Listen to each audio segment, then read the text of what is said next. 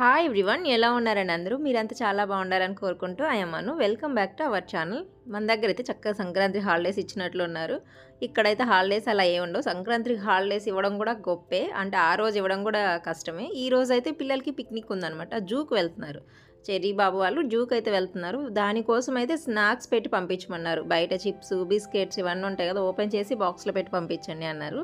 Chips quantity తగ్గించేసి నేను ఎప్పుడైనా ఇలాగ డ్రై టిఫిన్ పంపించండి, లేకపోతే ఏదన్నా ఆ పార్టీకి అలా పంపించండి అంటే పిల్లలకి చెప్తుంటారు కదా, అప్పుడు నేను ఇలాంటివి ఈ చిన్న చిన్న కేక్స్ అయితే ఈజీగా చాలా ఫాస్ట్గా అయిపోతాయి, ఇవైతే చేసి పంపిస్తాను. ఎవరికైనా యూజ్ అవుతుందని మీకు కూడా షేర్ చేస్తున్నాను.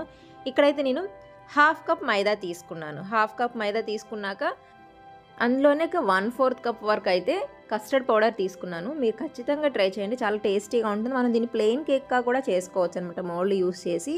ఇప్పుడు త్వరగా ఫాస్ట్గా అయిపోవాలి కాబట్టి నేను వేరే విధంగా అయితే చేసుకుంటున్నాను. మనం సేమ్ మెజర్మెంట్స్ తీసుకొని సేమ్ బ్యాటర్ ప్రిపేర్ చేసుకొని చక్కగా మనం మార్కెట్స్లో కొంటాం కదా ప్లెయిన్ కేక్, అలా తీసుకోవచ్చు. ఇక్కడ నా దగ్గర 1/4 కప్ మిస్ అయిందంటే కనిపించలేదు, అందుకని 3 టేబుల్ స్పూన్స్ వరకు అయితే నేను కస్టర్డ్ పౌడర్ తీసుకుంటున్నాను. మీ దగ్గర కార్న్ఫ్లోర్ కూడా ఉంటే 1 టేబుల్ స్పూన్ అయితే కార్న్ఫ్లోర్ కూడా యాడ్ చేయండి. టెక్స్చర్ అలాగే స్పాంజ్ కూడా చాలా స్మూత్గా వస్తుంది కార్న్ఫ్లోర్ యాడ్ చేయడం వల్ల. నా దగ్గర లేదు, అందుకని నేను only half cup maida, 1/4 cup custard powder, అలాగే హాఫ్ టీ స్పూన్ వచ్చేసరికి బేకింగ్ పౌడర్ యూస్ చేస్తున్నాను. బేకింగ్ సోడా కాదు, half teaspoon baking powder. నేను ఇవన్నీ మళ్ళీ డిస్క్రిప్షన్లో కూడా మెజర్మెంట్స్తో రాస్తాను. ఖచ్చితంగా ట్రై చేసి నాకు రివ్యూ అయితే ఇవ్వండి మీకు ఎలా వచ్చిందనేసి. తర్వాత వీటన్నిటిని చక్కగా జల్లించుకున్నాక ఇలా మిక్స్ చేసి అయితే పక్కకు పెట్టేస్తున్నాను. మనం తీసుకున్న మైదా, కస్టర్డ్ పౌడర్, అలాగే బేకింగ్ పౌడర్ కూడా నీట్గా మిక్స్ అయ్యేలా కలుపుకోవాలి. చాలా ఈజీ రెసిపీ అండి, ఫాస్ట్గా అయిపోతుంది, ఎక్కువ ఇంగ్రీడియంట్స్ కూడా ఏం అవసరం లేదు. తర్వాత ఇంకా పిల్లలు లేచే టైం అయింది, ఆల్రెడీ ఒకళ్ళు స్నానం చేసి వస్తున్నారు కాబట్టి వాళ్ళకి ఇక్కడ హీటర్ పెట్టేయాలి కాబట్టి నేను ఇక్కడ నుంచి అవుట్ అయిపోతున్నాను. ఎందుకంటే ఈ ప్లగ్ దగ్గరే నేను బీటర్ రన్ చేయాలి కాబట్టి ఇంకా నేను కిచెన్లోకి తీసుకొని వెళ్ళాను. ఇక్కడ నేను ఎగ్స్ అయితే 2 తీసుకున్నాను. నా దగ్గర కొంచెం పెద్ద సైజు ఎగ్స్ ఉన్నాయి, అందుకని నేను 2 తీసుకున్నాను. నార్మల్ సైజు అయినా చిన్న సైజు అయినా మీరైతే 3 ఎగ్స్ అయితే తీసుకోండి. అలాగే ఒక పించ్ సాల్ట్ తీసుకున్నాను, ఒక చిటికెడు సాల్ట్ వేసేసి హాఫ్ కప్ వరకు అయితే షుగర్ తీసుకోవాలి. నేను కొంచెం షుగర్ క్వాంటిటీ అనేది తగ్గించాను, మీకు కప్లో చూస్తే అంటే మనకి ఈవెన్గా లేదు. నేను పిల్లలకి ఇంట్లో ఇచ్చే కేక్స్ అయితే కొంచెం షుగర్ క్వాంటిటీ అనేది తగ్గిస్తాను అనమాట, అంటే వాళ్ళకి తీపి తెలిస్తే చాలు అన్నట్లుగా ఇస్తాను. మీరు బయట ఎవరికైనా ఇవ్వాలన్నా పర్ఫెక్ట్గా ఒకసారి చేసుకొని తినాలి అని అనుకుంటే కరెక్ట్గా అయితే హాఫ్ కప్ షుగర్ అయితే తీసుకోండి. అంతకంటే తక్కువ అయితే కొంచెం షుగర్ తక్కువ అనిపిస్తుంది అనమాట, అందుకని చెప్తున్నాను. నేను మా వాళ్ళ కోసం అనేసి కొంచెం షుగర్ తక్కువే తీసుకున్నాము. షుగర్ని కొంచెం కొంచెంగా యాడ్ చేస్తూ మనకి ఈ బీటర్ రన్ చేసుకొని ముందు స్లోగా పెట్టుకొని కొంచెం షుగర్ యాడ్ చేసుకొని మళ్ళీ షుగర్ యాడ్ చేసుకొని ఇలాగా కొంచెం స్పీడ్ పెంచుకుంటూ మనకి అదంతా మంచిగా ఫామీలాగా అదే నురగలాగా ఫామ్ అవ్వాలి మొత్తం. బీటర్ లేకపోతే హ్యాండ్ విస్కర్తో కూడా మనం చేసుకోవచ్చు, కానీ టైం టేకింగ్ అనమాట. మనకి బీటర్తో ఎంత ఫాస్ట్గా అయిపోతుంది, చక్కగా అదంతా నురగలాగా రెడీ అయిపోతుంది కదా. అదే హ్యాండ్ బీటర్తో అయితే కొంచెం టైం పడుతుంది, దీనంతా పర్ఫెక్ట్గా హ్యాండ్ బీటర్తో అయితే రాదు. కాకపోతే చేసుకోవాలనుకుంటే మనం హ్యాండ్ బీటర్తో అయినా చేసుకోవచ్చు, అంటే కొంచెం వేరియేషన్ అయితే ఉంటుంది. చూసారు కదా, ఇలా మొత్తం మనం ఎంత క్వాంటిటీ తీసుకున్నా దానికి త్రిబుల్ అయింది ఎగ్ అయితే. అందులోనే నేను 2 టేబుల్ స్పూన్ మిల్క్ తీసుకున్నాను. అన్ని రూమ్ టెంపరేచర్లో, మరీ చల్లగా ఉన్నాయి కాదు, అలాని మరీ హాట్గా ఉన్నాయి కాదు.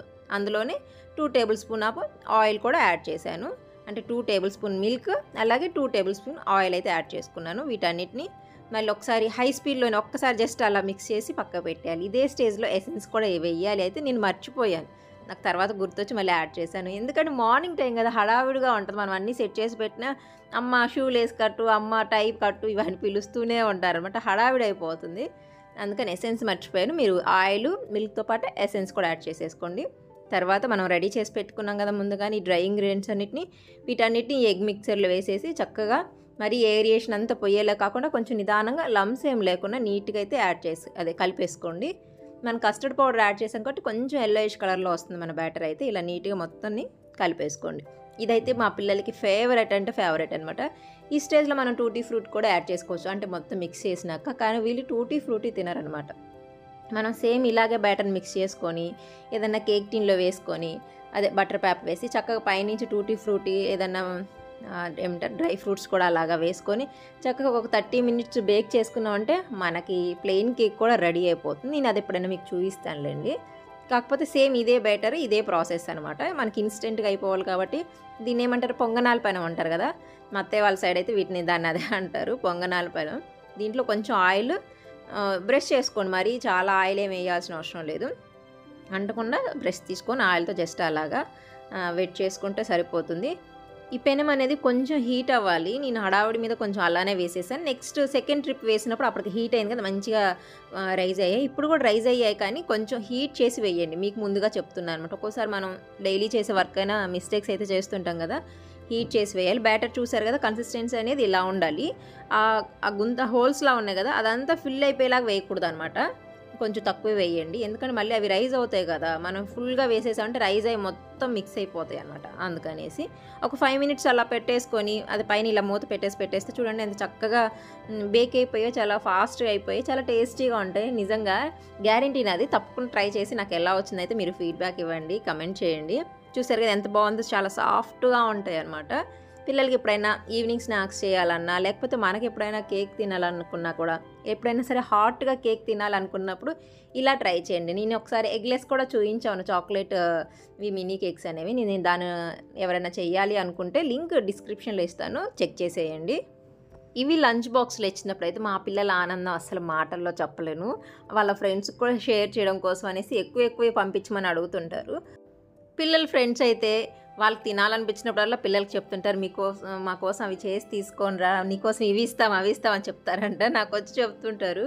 ఇంకా పాప లేదు, ఫాస్ట్గా తినాలనిపిస్తుంది అని అంటే ఇలాగ ప్యాన్ కేక్ లాగా వేసి ఇచ్చాను. మనం అలా అయినా చేసుకోవచ్చు, లేకపోతే ఇలా అయినా చేసుకోవచ్చు. వీటిని జస్ట్ పెట్టేసి దాని మీద ఒక మూత పెట్టేసి అలా మనం వాటర్ బాటిల్ ఫిల్ చేసుకోవడం, ఫ్రూట్స్ కట్ చేసి పెట్టడం, ఇవన్నీ చేసుకోవచ్చు అనమాట. దాని పక్కనే ఉండాల్సిన అవసరం లేదు. ఒక 4 మినిట్స్ తర్వాత చెక్ చేస్తే సరిపోతుంది. మళ్ళీ మనం టర్న్ చేయాల్సిన అవసరం లేదు. మనకు పైన చూస్తేనే అర్థమైపోతుంది కదా బేక్ అయిందా లేకపోతే పచ్చిగా ఉందా అనేది.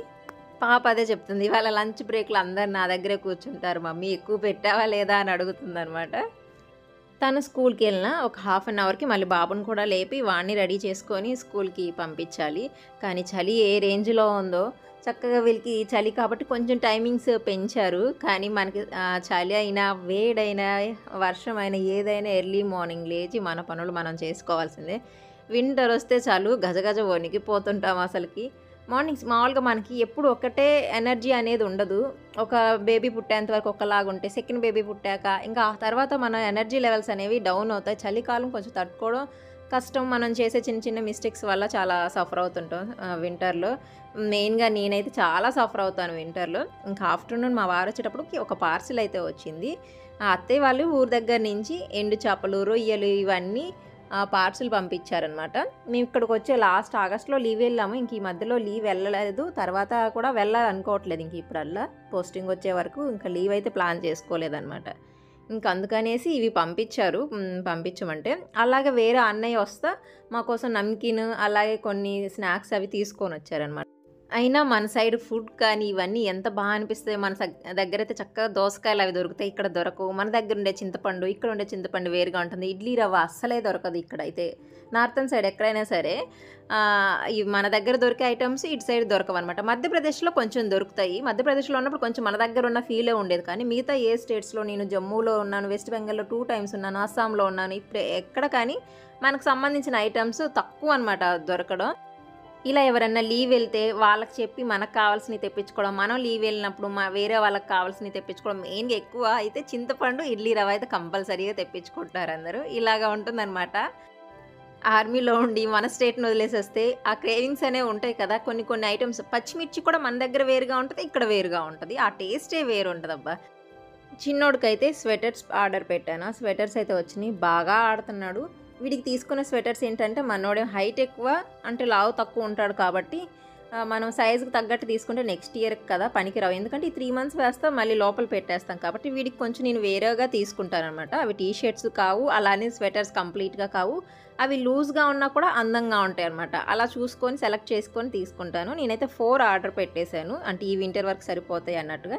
ఇవి 3 ఇయర్స్ వరకు వస్తాయండి. అంటే వీటి డిజైన్ అలా ఉంటుందన్నమాట. ఉలెన్వే, కాకపోతే లూజ్గా కూడా అందంగా ఉంటాయి, ఫిట్ అయినా కూడా అందంగా ఉంటాయి. అందుకని అలా చూసి తీసుకుంటాను నేను పిల్లలకి ఏమన్నా బట్టలు తీసుకుంటే.